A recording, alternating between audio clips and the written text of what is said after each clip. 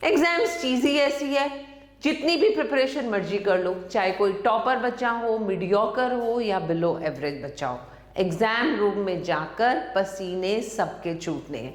और बहुत बार ऐसा होता है जब बच्चे एग्जाम रूम से बाहर आते हैं और उनका चेहरा लटका हुआ होता है, क्या हुआ भाई, मैम पेपर छूट गया। तो पेपर छूट गया, पेपर छूट गया सुन सुनकर मेरे दिमाग में एक आइडिया आया, इन बच्चों को एग्जाम रूम में भेजने से पहले इनको मेंटली प्रिपेयर किया जाए how to attempt a question paper. और आपकी इस बहुत बेसिक प्रॉब्लम का समाधान लेकर आज मैं आपके पास आ गई हूँ। So come let's get started.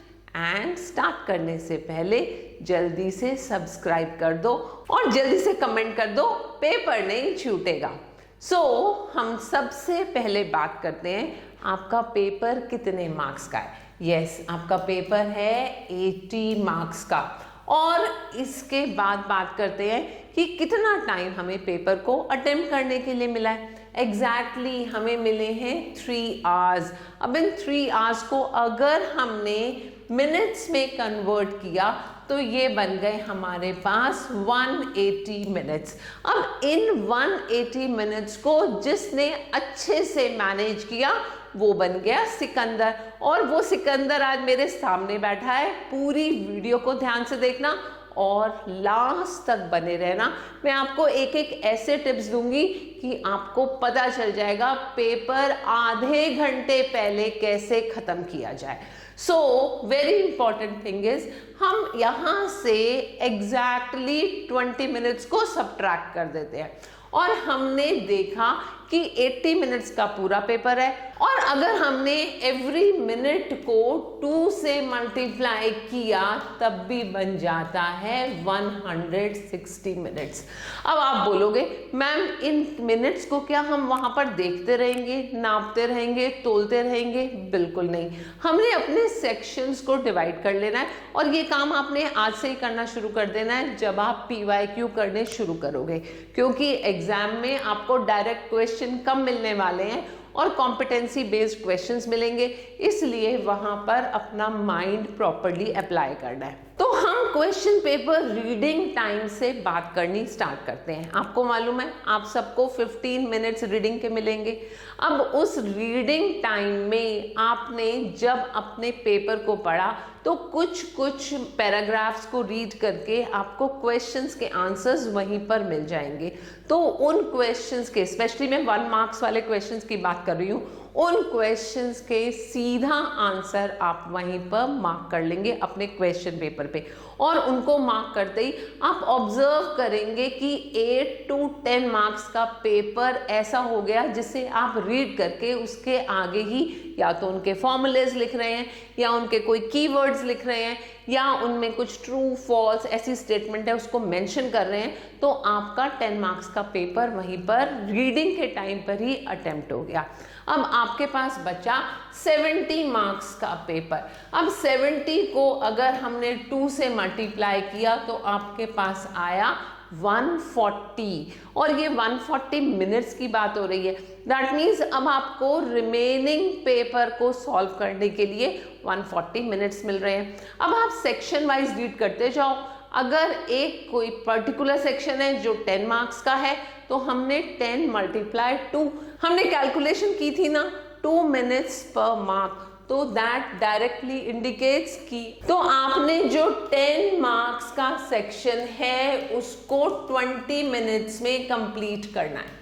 और हर सेक्शन के बाद आप एक टाइमलाइन ड्रॉ कर देंगे कि इतने इतने मिनट्स में आपका ये सेक्शन कंप्लीट हो जाएगा, जिससे आपको बार बार अपनी वॉच को चेक नहीं करना पड़ेगा और आप अपनी टाइम प्लानिंग के अकॉर्डिंग प्रॉपर डायरेक्शन में चल रहे हैं।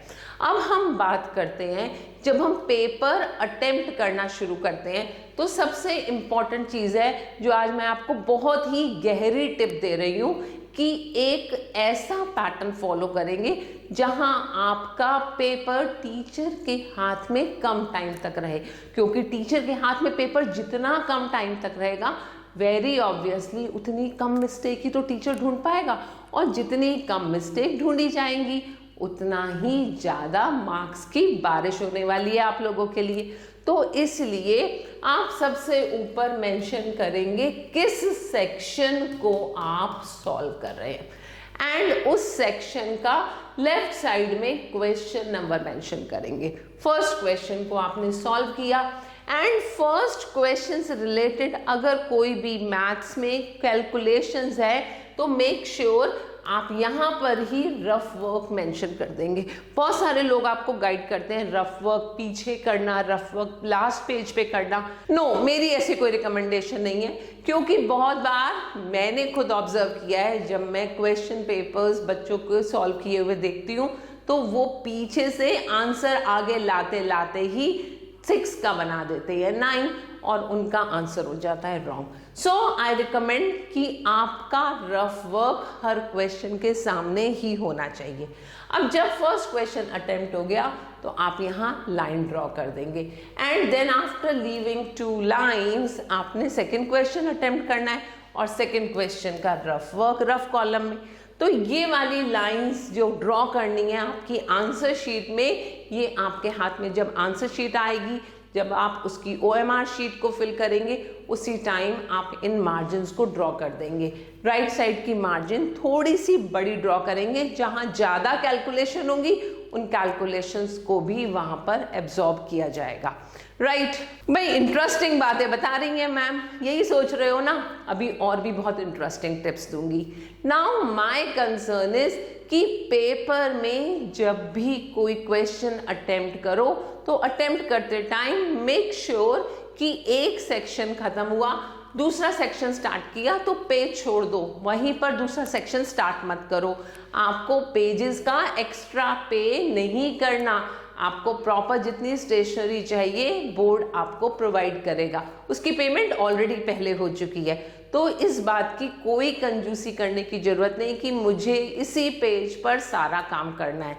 बहुत नीट एंड क्लीन वर्क करेंगे, खुला खुला स्पेस देकर वर्क करेंगे, और उन स्पेसेस को देने से टीचर्स को बहुत आसानी से चेकिंग करने का मौका मिलेगा। कम टाइम में चेकिंग होगी तो आपको मार्क्स की बारिश होती हुई नजर आ जाएगी। एंड एंश्योर कि जिस क्वेश्चन में आपको लग रहा है अभी ज़्यादा कैलकुलेशन में टाइम वेस्ट हो रहा है, उस क्वेश्चन को स्टार लगाकर छोड़ दो। उस क्वेश्चन को हम देखने बाद में आएंगे। जहां आपका ब्रेन नर्वस हुआ, आपके बाद के क्वेश्चंस भी खराब होने के चांसेस हो जाते हैं। सो समटाइम्स इट हैपन्स, आप कोई फॉर्मूला भूल रहे हैं, समटाइम्स इट हैपन्स मुझे लग रहा है इसमें कैलकुलेशन में ज़्यादा टाइम लग जाएगा, या कोई कैलकुलेशन में गड़बड़ हो गई है, पेज का स्पेस छोड़ो, नेक्स्ट पेज टर्न करो और न्यू क्वेश्चन स्टार्ट कर दो, क्योंकि हमने अभी अपना टाइम बचाया है। मैंने आपको बोला था कि हम 70 मार्क्स को अटेम्प्ट करेंगे 2 मिनट्स के हिसाब से, तो हमने 140 मिनट्स को ही तो यूज किया है, और टोटल टाइम आपके पास 180 मिनट्स है। अब 180 और 140 में 40 मिनट्स बचते हैं। इन 40 मिनट्स को मैं जान के बचाना चाहती हूँ, जिससे आप अपने पेपर को इजीली गो थ्रू कर दो। मेक श्योर पेपर जल्दी कंप्लीट करके बाहर जाने की जल्दी मत करना। कोई रिवॉर्ड नहीं मिलेगा कि मैंने पेपर 1 घंटे पहले खत्म किया और मैं एग्जाम रूम से बाहर आ गया। सो प्लीज मेक श्योर कि आपको जो 3 आवर्स दिए गए हैं उन 3 आवर्स को आप प्रॉपर यूज करेंगे, और उन 3 आवर्स में आप अपने की हुई मिस्टेक्स को खुद ढूंढेंगे, क्योंकि वो मिस्टेक्स अगर एग्जामिनर ने ढूंढी तो वो तो मार्क्स डिडक्ट करेगा ही। सो मेक श्योर आप अपनी मिस्टेक्स को खुद ढूंढेंगे, उसको करेक्ट करेंगे और वहां पर अपने आंसर्स को प्रॉपरली लिखेंगे।